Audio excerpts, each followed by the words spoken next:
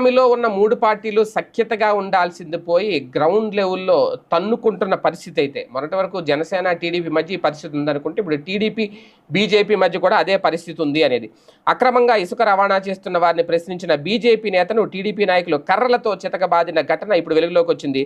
తిరుపతి జిల్లా చంద్రగిరి మండల పరిధిలోని నాగయ్యగారిపల్లి స్వర్ణముఖి నది సమీపంలో చోటు చేసుకుంది ఈ వివాదం. నాగయ్య గారి పల్లికి చెందిన బీజేపీ నేత నరేష్ కుమార్ నాయుడు కొద్ది రోజులుగా అక్రమ ఇసుక రవాణాపై అధికారులు ఫిర్యాదు చేస్తున్నారు.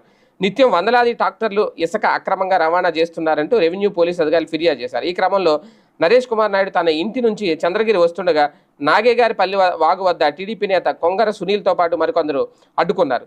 తమకు వ్యతిరేకంగా ఇసుకపై ఫిర్యాదు చేస్తావా అంటూ దౌర్జన్యానికి పాల్పడ్డారు. మా ప్రభుత్వంలో నువ్వేంటి ఫిర్యాదు చేసేది అంటూ కర్రలతో నరేష్ పై దాడికి తెగబడ్డారట. ఈ నేపథ్యంలో పోలీసులు అయితే కేసు నమోదు చేశారు. దీని మీద ఏం జరుగుద్దని చూడాలి. ఏది ఏమైనా రాజకీయంగా చివరికి బీజేపీ నాయకులను